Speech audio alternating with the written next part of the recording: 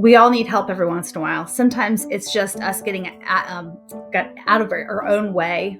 This is about my kids. Yeah. And this is about, truly them getting the curriculum, the schools, the resources that help us as moms and dads be able to teach our children at home and encourage them.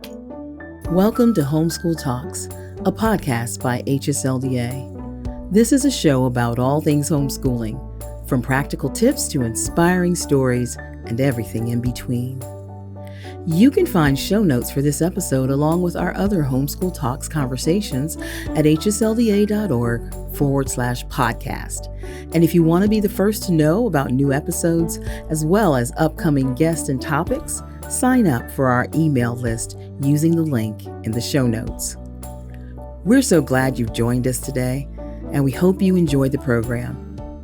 Hey everybody, welcome to Homeschool Talks. I'm your host for today, Daniel Heffington, and my guest today is Melissa Capps. She's a homeschool mom. She's been kind enough to join us today and tell us about her family's homeschooling journey. So thanks to everybody listening, and Melissa, welcome to the show. Hi, nice to be here. So Melissa, you were kind enough to join us. You're, as we said, a homeschool mom. You're going to tell us about your family's story. Specifically, you guys homeschooled, as many people did, through the recent coronavirus pandemic. It's an era that a lot of us kind of either have tried to forget or wish we could forget, but it's very recent history. And you have experienced homeschooling unique learners, and you've been part of HSLDA. And from what I understand, HSLDA was able to play at least a small role in helping you guys in that journey through all of that. So I'm excited to dive in. To start with, would you be willing to just tell us a bit about your family and how you began your homeschooling journey? Okay. I've got 4 children. Okay. They are currently ages, and you'll have to pardon me because they all have summer birthdays. So I kind of sound goofy because I sometimes don't know what their ages are. I relate to that. I have summer birthday kids. Yeah. So my oldest is 17. Then I have a 15-year-old, a 13-year-old, and a 7-year-old. And we actually started homeschooling when my 17-year-old was halfway through his first grade year. And I went into a school conference with his teacher, and my grandma, a retired teacher, came with me. And we sat down with the teacher, and I knew right then and there it was time to bring my kid home. So, but we've been homeschooling for about a little over 10 years. And I was already homeschooling before the pandemic. So I take this upon myself, but those of us that were already homeschooling, we were able to kind of keep ourselves a little bit more in the bubble as far as not having so many things change. Like other kids who, were thrown into homeschooling, my kids were used to it. So not as much changed for them, which was fantastic. But I was also able to reach out to other moms that were new to the whole homeschooling thing and say, hey, let me be your friend. How can I help you? Let me show you where you might be able to find some curriculum. Or is there you just want to go, talk on the phone or even a Zoom call because we could get together and just to be able to have somebody there that's been there and understood. That's amazing. How now is doing the quick math, you had been homeschooling for at least a number of years, like a handful of years before the pandemic hit. So like 4 or 5 years or something like that. Is that about right? Let's see. I'm on it stumbles a little bit because my oldest, I held back a year because he really struggled. So he will be going into his 11th year. Okay. Yeah. So you were, by the time the pandemic came around, you were a homeschool veteran already. You had a lot of earned wisdom to share. At least I've tried, and I think too, once you've been homeschooling for a while, you don't feel so bad to ask others that have gone before you, even me, to say, hey, you know what? This is, I need some help here. And you don't feel as bad because you feel like I've been around here for a while. I think I can, reach out to those people that that might know a little bit more than me. Right. Did you feel? I want to let you continue with the rest of your family's story, but to jump in there, because this is something I hear from time to time. Did you ever feel pressure, especially when you're first starting out, that you kind of had to have all the answers? You had to be like, did it feel like you were kind of not doing a good job if you didn't kind of have everything in your own head, that you had it figured out, you didn't have to ask for help as much? Or were you one of these people that was able to just set aside that internal, nonsense, and just you got the help you needed? A little bit of both, I guess you could say. I was uniquely able to surround myself with my grandparents, who were both retired teachers and who both felt like homeschooling is where it was at. And they're the ones that really truly supported me in it. And then after I had homeschooled for a year, my aunt ended up homeschooling her kids, which she now has 8 kids. So we were able to kind of come along each other and kind of figure it out together. That's amazing. What a resource. Having that family is just amazing. And then we hooked up with I was living in Cincinnati then, and we hooked up with a fantastic co-op, and that just surrounding myself with other moms. And I just tried to close out my second guessing, all those questions that you ask. All of those came more so when my now 13-year-old came around and started having showing signs of special needs and a lot of learning disabilities. And that's when I started second guessing everything I ever knew, because, okay, this is a whole new world. What do I do now? And I'll be honest with you, I think that's when I really felt alone, because I didn't have a support from people who knew. And I tried to ask as much as I could. My pediatrician didn't think anything was wrong with my kid. And I'm saying, there's something wrong. And I did take him to public school where they tested him. And so in preschool, he got a lot of the therapies and stuff like that. When he was done with his kindergarten year, we were getting ready to move. And I sat in a room full of all these therapists, and they said, yes, your kid should go into kindergarten next year. And I was like, yeah, I'm going to pull them out and homeschool them. And I can tell you that I had a couple of them who called me later and said, I think you're amazing for homeschooling your kids, because I truly think that some kids just need more time, and being able to be at home, they're able to have that. And that was a special, like a surprise encouragement to me that I didn't came out of nowhere. Yeah, that's not what you just expect from that. No, not at all. But with him, I really had to kind of make it up as I went. That was when I felt alone.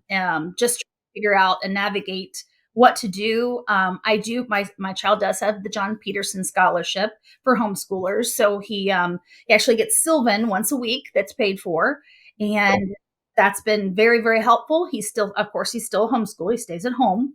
And he's done remarkably well. And I'm very glad that we kept him home. That's incredible, man. So that's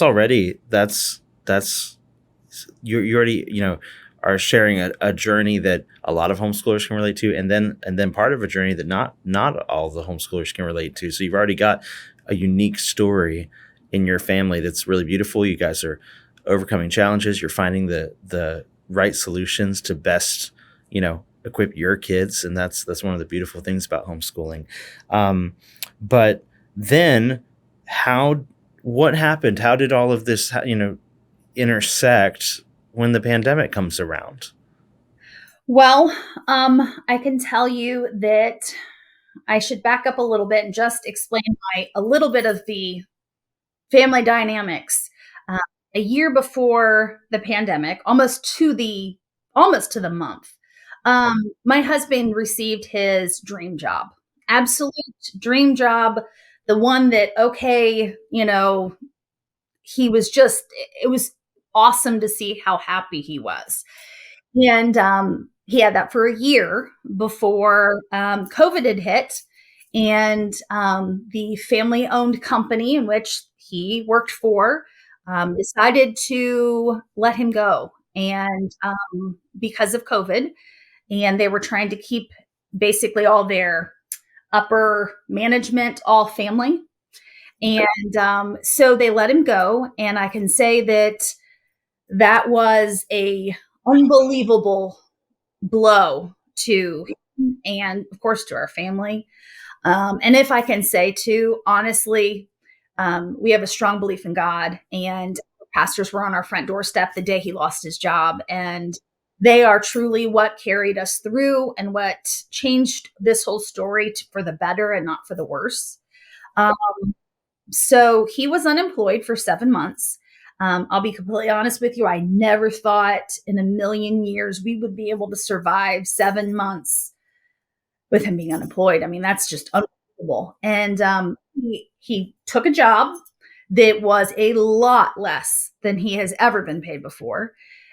It was a very physical job, and he had that for exactly a year before he found something new. Um, and in that is when when actually I was researching curriculum, trying to figure out how are we doing this.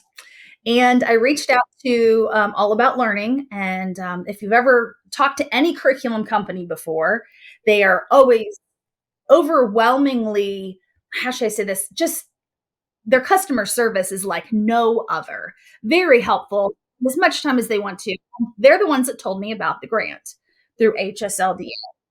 And I thought, there's no way, I can't imagine.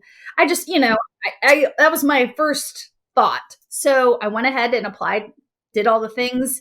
I think it said it takes up to 10 business days. I think I found out in less than that. And has been a true blessing. It was, I believe, right after he had gotten his job, but our finances still were a mess. And we're just now starting to dig ourselves out of all of that was. And it's been a rough few years, but God has been so good and so gracious, and showing us that grant from a source that I was not looking down that route was unbelievable. And it was definitely a blessing for our family. That is amazing, and that's the love and the faithfulness of God and His people is encouraging, and that's what we're supposed to be for each other. What was the timeline from when your husband lost his dream job? You was threw in some financial hardship. You applied for the grant. Was that all pre-pandemic, post-pandemic, or over top of that was the pandemic happening at the same time? Let's see. I'm not sure exactly the date that they would like what month they would say, okay, this is when the pandemic started. Yeah. Say March of 2020. Let's just randomly throw that out there. Okay. If it was March, then he would have lost his job, I believe. I want to say a few months later after that, a couple months after that, like in June.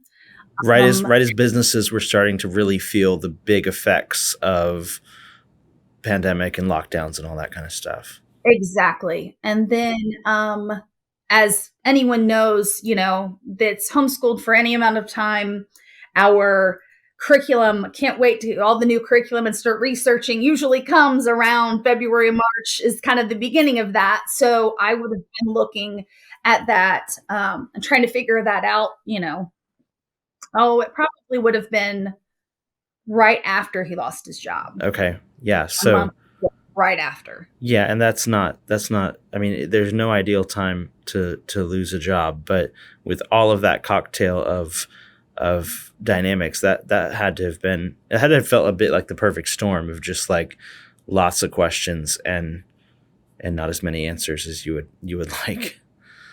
Yes, very much so. Very much so. Was there ever a time in that when you guys wondered if maybe you'd have to stop homeschooling? You wouldn't be able to homeschool. Did that ever come into the picture? For sure. I'll be honest with you. I should say, not necessarily homeschooling. I think I would have tried to figure a way for them to stay home, but do some sort of online, whether it was like K-12 or something like that. It would certainly not have been what I would have wanted at all. But because we threw around the idea of me going back to work, of him and I both working, and all the, all the Yeah, things you you got to throw do what you got to do. to try to save the house, to try to say, all the different things. So yes, I know that was thrown out. I mean, for sure. I will say though, for me, my kids would have stayed home regardless. It would have been more of a, what curriculum are we going to use? So you said that when you were talking to a curriculum provider, they were the ones who told you about the potential of an HSLDA grant. Am I right about that? Yes. Mm-hmm. Well, thanks to that curriculum provider. That's awesome, because that's the kind of resource that HSLDA wants to be. Did For some people, and it sounds like, I don't want to put words in your mouth at all, but it sounds like you were saying, you were like, I don't know, like a grant, that's like, is that for me? Would I qualify for that? Like, I don't know, but I feel like there's sometimes a block for people where they're like, a grant sounds so official, or it sounds so extreme or something like that, that there's some type of a hesitancy to be like, I don't know if do I need a whole grant, or would I get a whole grant or something like that? What would you say to somebody who's maybe in a similar situation? Maybe they're facing a job loss. Maybe they're just not gonna be able to afford curriculum this year or something. What would you say to them about, is it scary? Is it hard? Is it complicated to do something like apply for an HSLDA grant? For me, my personality is more of a, I've got a servant's heart, and the fact that my heart is, are there other people out there that need this more than I do? I have a really hard time if I'm taking a spot to someone else that's harder up than I am. And we were just starting to get into that whole unemployment and how this was all going to work out, and if what some more questions than answers. So for me, my heart was just into I just don't know that if I could do this. That was more than anything else. The other thing is, I'll be honest with you, I'm one of those people that if I get online and if I think there are too many hoops, or if just a second I think that someone's going to use it, to turn around and use it for something that's not positive, you know what I mean? Is there something in there for them? There's always a hook or a catch or something like that really online. Is. Yeah. And the heart of HSLDA is not that at all. And the grant was not hard to get. I would say that, especially for those moms that, you've been homeschooling for a while, and you know the curriculum, your heart you want to use, and it is the best. You've been using the same thing for your children. At least, especially for me, you don't want those gaps in there. So you want to keep what you've had. So this grant really truly allowed us to do that, especially for my special needs child who, I had gotten to the point where I had a curriculum where I'm like, okay, I feel confident in myself and I can really do this. It would have been really hard for me to change. Yeah.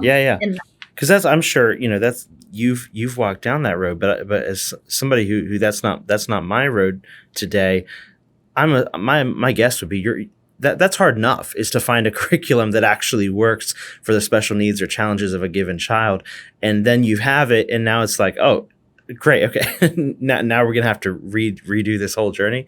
That would be a heavy moment to consider.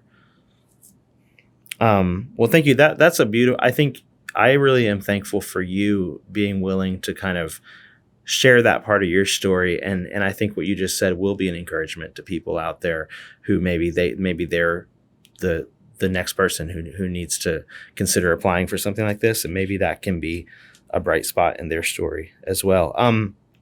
Can we talk a little more about both how you have, the story has regressed since the pandemic and all of that, because depending on who you talk to, there's different, we could all debate which date the pandemic actually ended, but life looks a lot different today than it did in 2020 in a lot of different ways. So what did that look like coming out the other side, even for your families, for your husband's job, that kind of thing? And then what was the journey with your students, both your special needs students and your students who don't have that same challenge? How did all of that come together, come through? You got the grant, you were able to keep homeschooling. And then what did that look like coming out the other side? I will say probably the most important of all of it is, I think, protecting my children's mental health. That's something that I know that's been thrown around a lot with public school kids being thrown into homeschooling and just the uncertainty of it all. Having been able to continue homeschooling and continuing just the same what we were doing, it was one less change for my kids. One less worry. I know that they worried about their dad. I know that that was a lot for them. Their dad is can be an emotional a man as far as, he doesn't hide his emotions. So my kids really see that, dad's sad and dad's really trying really hard to get a job and can't. But being able for school not to change for them was such a blessing in all that. Coming out of the pandemic, for us, it just wasn't as big of I'm watching the news and all these, all the different things that are happening to these kids that, whether they've maybe lost track in school or, whatever those things are that they would list. And I just didn't have any of that. That's a huge blessing. It really is. And not just that, but, my special needs child had been doing Sylvan and they switched to online. So he still was able to even receive his extra therapy, even by being at home. So, all of that has just been such a blessing and such a hard time, in history and a hard time, on me and a hard time in all of it. And that, yeah, what a blessing that you guys, that could be a consistent aspect of a couple of years that were just both specifically for you guys, but then for the whole world, tons of upheaval, tons of uncertainty, and for that to not be a question mark, I think that's probably a huge benefit for any student. That's amazing. Let's see. What would you? Oh, did you want to in up to you? But was there any kind of tail end to? Is your husband still searching for a job? Was there a postscript to that story? He received a new job. Yes. I will say, I've not sure that there's something that's been shared a lot, and I haven't seen it on the news. I haven't seen a whole lot of it, but just the pressure on, we're a single family as far as like my husband's the breadwinner, but the job market has changed so drastically. You have guys that are trying, husbands that are trying to get a job in the field in which they're used to, and the job doesn't exist, or there are hundreds of people applying for the same, and you may not even get an email back after you applied. What am I thinking? The word I'm thinking of, very discouraging. Just it, the day in and day out of and demoralizing, where it's like, oh my gosh, yeah. And I'm hearing more and more from, that happened for us at the beginning of the beginning of the pandemic and all of that. And now that things like we had said before have rolled out and, we're past that, but people are still losing their jobs and still I'm still hearing of homeschool moms and friends of mine that will call me and, their husbands have been out of work for months. And these are not families that have one kid. I don't know how they do it. I really don't. I can tell you I have been the first one to say, hey, have you looked at HSLDA? Have you tried to apply for the grant? Because, these are moms that's what they're there for. Yeah. That's what it's there for. Yes, my husband, after, was unemployed for 7 months, had the very physically draining job for a year, and then finally received a a different job, and it is definitely much better than it was. Of course, as I'm sure so many people are realizing that even if you get a better paying job, because of the way the economy is, it eats so much more up. So we're still digging ourselves out of, as I mean, we're not the only ones, No, not but not by any God is stretch of the imagination. exactly. God has been Yeah. so good to us, and I'm the first one to, you know, try to help another homeschool mom out. What can I do? How can I encourage you? Let me show you different ways, different curriculum companies that are offering, free curriculum online or whatever that may be, just to make sure that they're still able to be supported.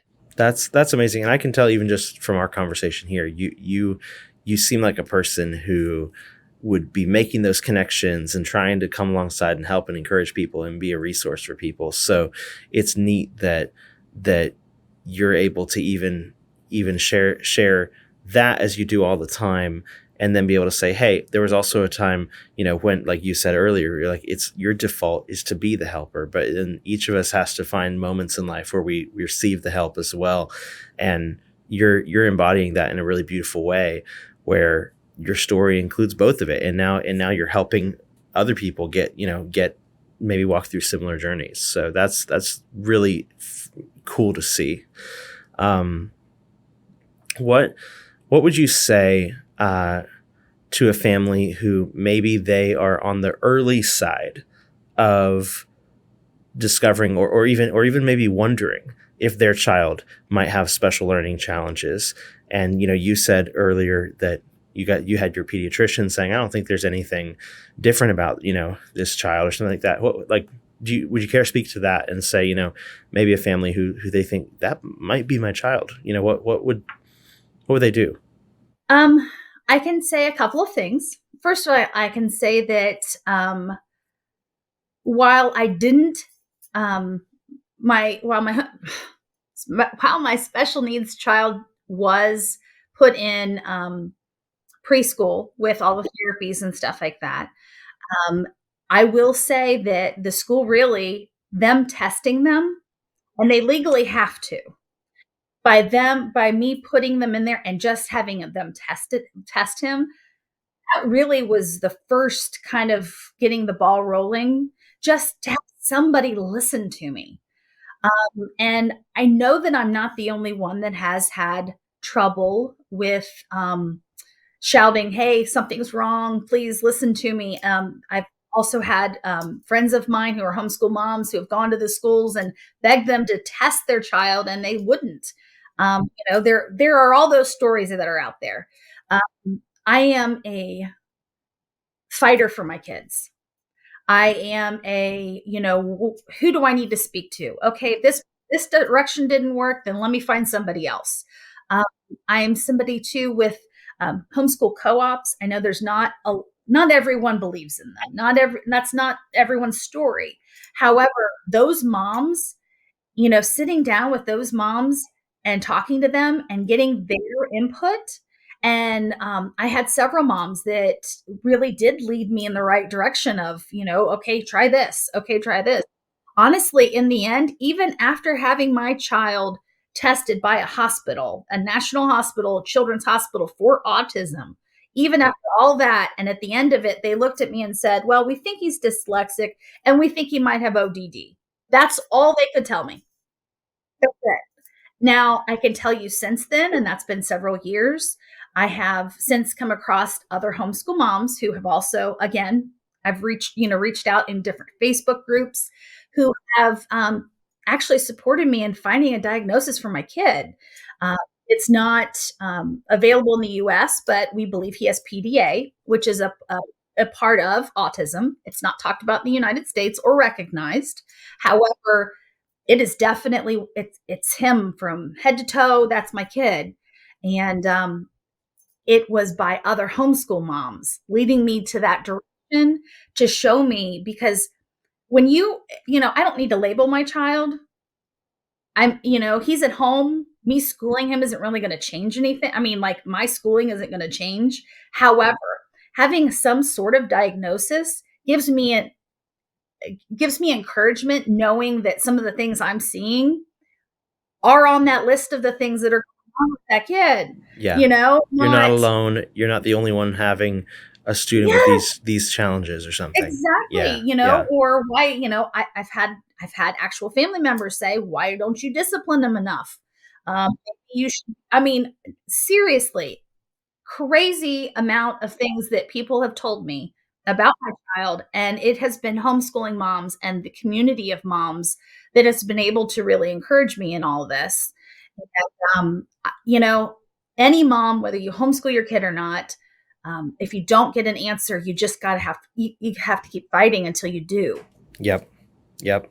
That's super inspiring. I love that. You seem like a fantastic advocate for your students and your family, and they're lucky to have that kind of a mom and that kind of a teacher. So keep up that good work. That's really encouraging, and I think our listeners will both relate to that, because that's a lot of home. That's a streak that runs very strong in the homeschool community. Is parents who they're going to do the hard thing for their kids and for their family. So that's fantastic. Well, this has been absolutely amazing so far. Is there anything else about your family story, your journey, that we haven't hit on yet that you would love to share with our listeners here? I've often told people that when I was a little girl, I was probably about 4 or 5 years old. My grandma found me on the steps in their house, bawling my eyes out. And all I could say was, I don't want to be a teacher. I don't want to be a teacher. I kept saying that over and over and over again. And I say this because all of my family members had become teachers, school teachers. And so when I decided to homeschool my kids, my grandma, of course, looked at me and she goes, but you never wanted to be a teacher. And I'm like, it hit me because it's like, no, but this is different. This is my kids. Oh, wow. Yeah. There's so much, this is me being able to know what they're being taught. That it's, for me, knowing that it's from the Word of God, and that it really truly speaks to what we do each day in and day out. But I'm really hoping that I've heard the statistics said that there's a lot of homeschool moms that they get in about a year or two in, and then they're like, I can't do this, and they send their kids back to school. And that's the part of encouraging I want to give. That's the part of, you need to reach out to other moms that do this already. It takes a couple years to kind of get your confidence, your community, the people that around you that can really truly step in and encourage you along the way, because it's not going to always be a good day. There are going to be days in which, the morning didn't start out real well. The sun's out. It's time to go out and just ride our bikes because it's beautiful outside, and we're going to come back. The books will still be there in a couple hours. Let's just get fresh air and know that that's okay. There are so many, especially young homeschool moms that beat themselves up over, they've got to be at the books. They've got to do this. We've got to do, it's really about the heart and your connection with your kids. It really is. That's beautiful. Yeah, that's fantastic. I think that's a great encouragement.